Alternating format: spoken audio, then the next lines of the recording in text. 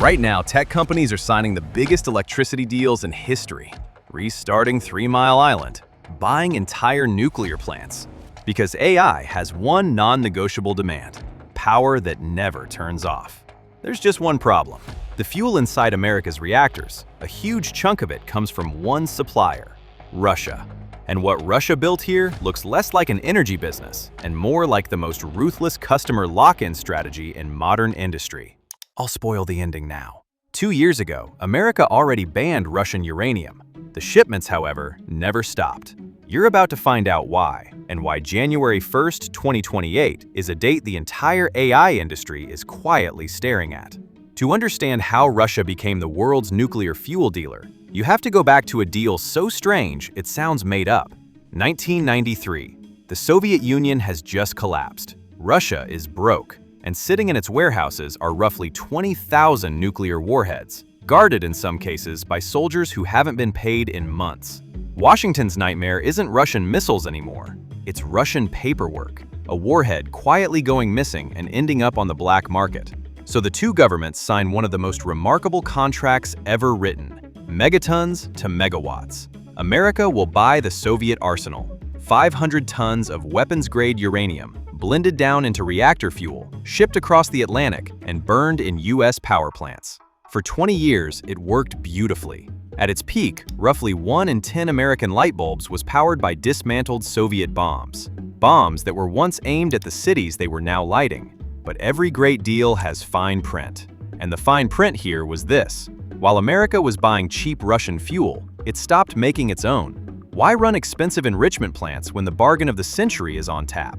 One by one, US facilities shut down. The engineers retired. The supply chain atrophied. By the time the program ended in 2013, the scoreboard was brutal. Russia had consolidated everything into one state giant, Rosatom, controlling about 44% of the world's enrichment capacity. America? By recent count, it was buying about a quarter of all the enrichment its reactors needed from Russia, more than it produced at home. The dealer's first rule: the first hit is always cheap. Enrichment is also just one product line. While America was getting comfortable, Rosatom built something companies dream about: a sales machine where the customer can never leave. April 28, 2026. On the banks of the Padma River, engineers begin lowering 163 fuel assemblies into the core of Bangladesh's first ever nuclear reactor. National pride. Fireworks-level coverage. The latest plant built across the globe by Rosatom, with others like Belarus completed before. Now look at the deal underneath it. The plant costs about $12.65 billion for 2 reactor units. Bangladesh is putting up only around 10%. The rest? A loan from Russia. This is something called land and expand, a playbook tech companies use to gain market share fast, but done on a global level. How it works is simple. Step 1. Finance the purchase yourself, so price is never the objection.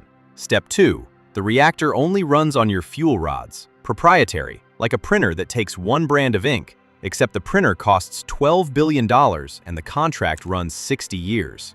Step 3. You train their engineers, in your language, on your systems. Step 4, and this is the elegant part, you take the spent fuel back to Russia, solving the customer's scariest problem of spent fuel disposal, and making yourself impossible to fire in the process. Step 5. You wire the plant into your digital monitoring platform, so even the diagnostics flow through Moscow.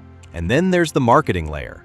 Rosatom operates a network of information centers across its customer countries: Bangladesh, Turkey, Egypt, Uzbekistan.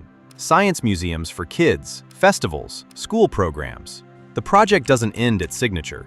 It targets the next generation of voters. This is why, even after Russia invaded Ukraine, the sanctions never really touched Rosatom.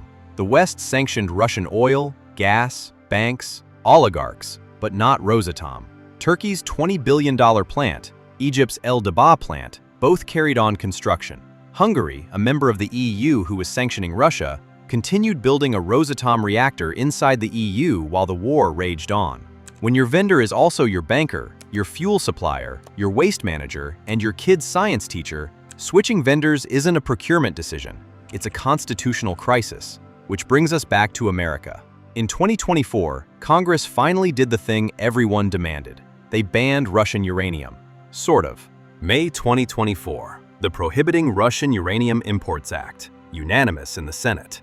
Tough headlines. Then read page 2. If a utility can show there's no alternative viable source, the Department of Energy can grant a waiver. And since there was no alternative, remember, America dismantled its own capacity, the waivers flowed. Russia even hit back with its own export limits, with its own waiver system. Both sides restricted each other, and roughly $1 billion a year kept moving. That's the hidden contract.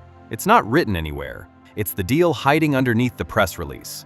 We'll call it a ban. You keep shipping, and nobody's lights go out. But this hidden deal has an expiration date, January 1st, 2028. After that, the waivers don't pause. They actually end for good. No exceptions, no renewals. That's the cliff. So the only question that matters is, can the West replace Rosatom in time? Here's the race as of mid-2026. Washington has put $2.7 billion on the table, and new enrichment plants are finally being built in Ohio, New Mexico, Europe. Now the problem. The first new production of uranium from these plants arrives around 2029, after the cliff. Enrichment plants are like aircraft carriers. You can't suddenly create one into existence. And there's a second gap almost nobody's covering. The new reactors the AI industry is betting on, the small modular ones, don't run on regular fuel. They need something called HALEU, or high-assay low-enriched uranium, which is enriched up to 4 times higher. Guess how many countries sell that at commercial scale today? 2. Russia and China. Meanwhile, the market has noticed. Uranium has climbed back above $100 a pound. China is importing record volumes, locking up supply for years to come. And in a final twist, Russia is now selling its enriched uranium to China at a discount. The dealer, cut off from his richest customer, dumping product on the only big buyer he has left. So here's the picture nobody at an AI keynote will show you. The demand curve for nuclear power is going vertical. The supply of fuel runs through a company that is also a bank, a foreign ministry, and a one-way door. And the deadline to replace it is months away, while the replacements arrive years later. That gap, between the 2028 cliff and whenever the West actually catches up, is where this story gets decided. Either the ban quietly becomes permanent theater, or fuel prices do something violent. Every empire of technology runs on a supply chain it would rather not discuss. AI's just happens to be radioactive. I close deals for a living. Behind every company you know are deals the public never sees, and I take them apart on this channel. Subscribe for the next one.